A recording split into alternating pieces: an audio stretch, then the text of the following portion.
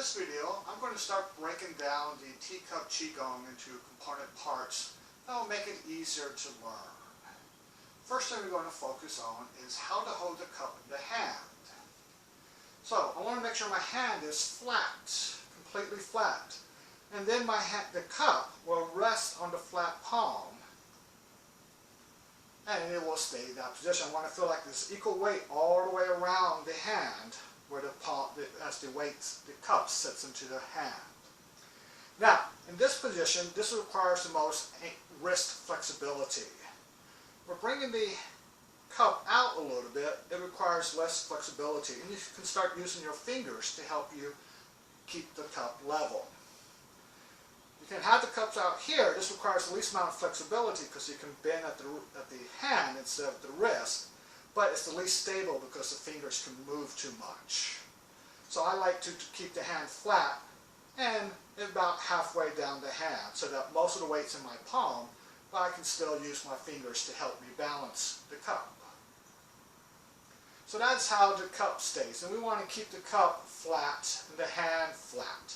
We want to avoid grabbing the cup, which is why when you start off, it's best to have something that's not breakable so that you don't feel worried about dropping your cup. And also no water in it at first. Later on, as you get more comfortable with it, you can start playing with more water, different types of cup. You also want the cup to be more bottom weighted.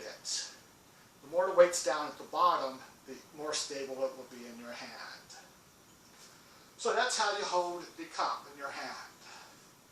The second part we're going to talk about is how to lean backwards correctly. As you notice, when you're doing the teacup, you have a lot of lean back. So when you lean back from the ankles by bending the ankles and knees and letting that tilt you backwards. You want to make sure your feet stay flat on the ground, and then you want to arch your back. How far back do you go? As far as comfortable for you. As you practice this and your back gets stronger and your core muscles get stronger, you can go back farther safely. And the most important thing is to be safe. So when I lean back, I want to bend the ankles and knees, arch my body back. I want to make sure my hips stay loose and pliable. I don't want to pop my hips or lock my hips. I want to keep them loose so that I can turn from my hips. I want to let my body arch back. And the important thing is filling the weight into the middle of the feet.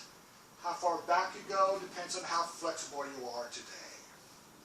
So those are the two component parts we're talking about in this video. How to hold a cup in the hand and lean and arch and back.